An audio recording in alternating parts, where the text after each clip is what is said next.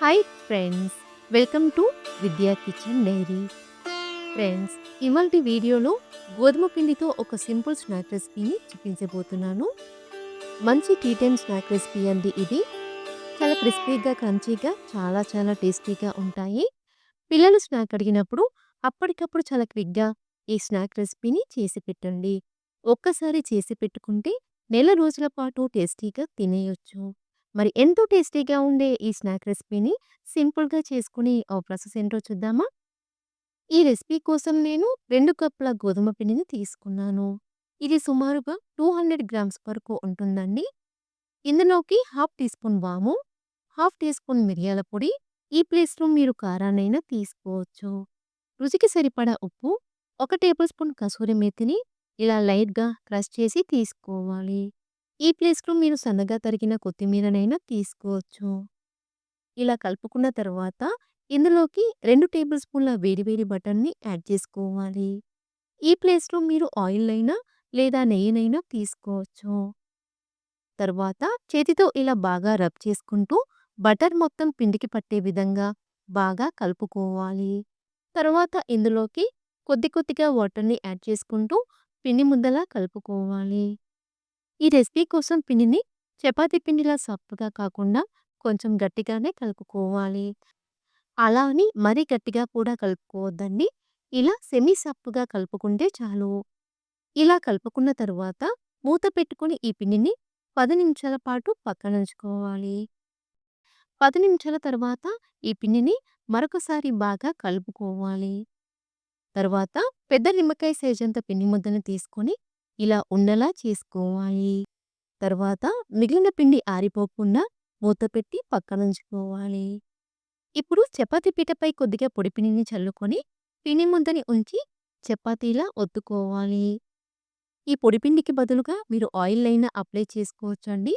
మధ్య మధ్యలో పొడి పిండిని చల్లుకుంటూ వీలైనంత పల్చగా చపాతీని ఒత్తుకోవాలి. ఇలా పల్చగా ఒత్తుకున్న తర్వాత ఫోర్క్ స్పూన్‌తో అక్కడక్కడ ఇలా ఘాట్లు పెట్టి తీసుకోవాలి. ఇలా చేయడం వలన చిప్స్‌ని ఆయిల్‌లో వేసినప్పుడు పొంగకుండా ఉంటాయి. చిప్స్ అన్నీ ఒకే సైజులో రావడం కోసం ఇక్కడ నేను జంతికల గొట్టంతో ఇలా రౌండ్‌గా కట్ చేసి తీసుకుంటున్నానండి. మీరు కావాలంటే టీ గ్లాస్‌తో అయినా లేదా చిన్న బౌల్‌తో అయినా ఇలా కట్ చేసి తీసుకోవచ్చు.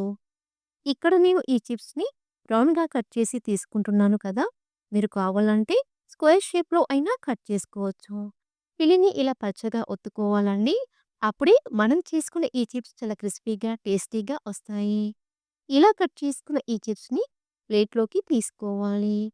ఇక్కడ నేను సగం పిండిని ఇలా చిప్స్‌లా కట్ చేసి తీసుకున్నానండి. వీటిని ఫ్రై చేసుకున్న తర్వాత మిగిలిన పిండిని కూడా ఇలాగే కట్ చేసుకొని ఫ్రై చేసుకోవచ్చు.